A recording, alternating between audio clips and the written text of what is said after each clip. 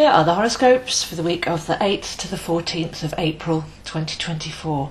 So we begin the week with an eclipse at 19 degrees Aries, so that's the Sun and Moon together, and also very close to Chiron. And as Aries is the child of the zodiac first time round, the first sign, and Chiron here can represent the child wound. So there's a chance for rebirth, as we've recently passed the spring equinox, and this new moon is the first one of the new zodiac cycle. So we've been held in our holding pattern since the last eclipse in Libra, which was very much to do with letting go. And this one is a new start, very fresh energy, feels very light and sparky. But with Chiron in the mix, anything that you have got going on that you are carrying from childhood can very much be healed with a rising of perspective. Aries is the head. There's a feeling here that we can change our mind. If we can elevate our consciousness, then we can let go of stories and wrong perspectives that we've been dragging forwards. Well, they call Chiron the wound. Very few people offer a solution as to how to heal the wound. And Aries, on a higher level, is the spiritual warrior.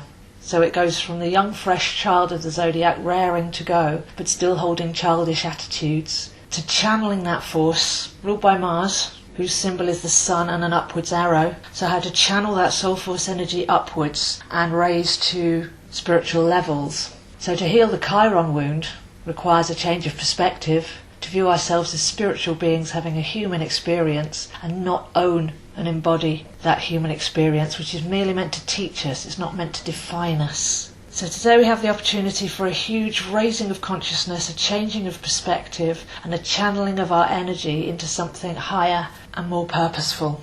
By Wednesday we have Mars meeting with Saturn in Pisces. And you may remember we recently had Venus meeting with Saturn, which was really consolidating our newfound deconditioned heart, our true feeling, our true desire. And the timing of this does feel to me like an activation point. Mars ruling Aries, can we take that directed passion? Can we actually put it to good purpose? Can we finally actually start to make plans going forwards now we've had all of this time to let go of what wasn't serving us, because having made plans from that place, we would have ended up in a destination that was way off track.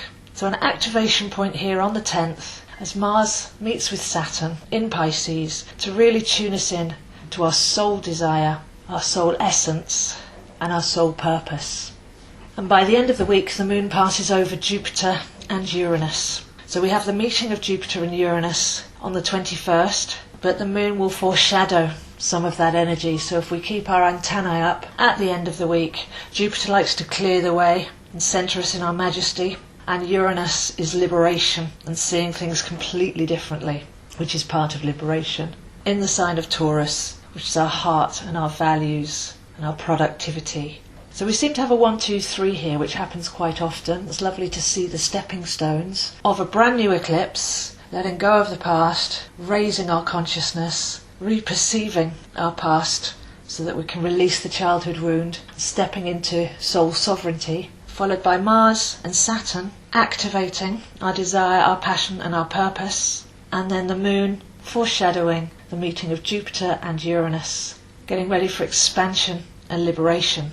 So we can see here that if we attend to business one day at a time, if we stay very observant, learn to listen, learn to feel, then we're realigning to a different path. We're changing our trajectory, which was set in motion way in the past, by elevating and seeing things from a higher perspective, purifying and connecting with our cellular knowledge and wisdom, and then activating with a single blink of intent. So the spring really starts here. We're crossing over some very vital points, and we can observe our strength grow with the light of the sun, our consciousness raise with the plants and flowers, and a feeling that we're light enough now to really reach for the heights. So if you'd like to see what is happening for you, I am available, zoehind7@gmail.com, especially with the Mars conjunct Saturn. This is a wonderful couple of weeks for soul path readings, to align to your new purpose and to be able to raise your perspective. And to find the real you, it's written in your chart, it's your vibrational signature and your blueprint. So I'm available for half hour and 1 hour astrology and tarot readings, all recorded MP3, and I can also teach you these wonderful subjects on a very intuitive level. So please do contact me if you're interested in any of that, And also please feel free to share my videos, YouTube Zoe Astro, Instagram Zoe Hines 7 and Facebook Astro Zoe. So a bright sparky new week beginning straight away with the eclipse, then activating with Mars meeting Saturn and clearing the way for the Jupiter Uranus new landscape starting to appear before us by next week.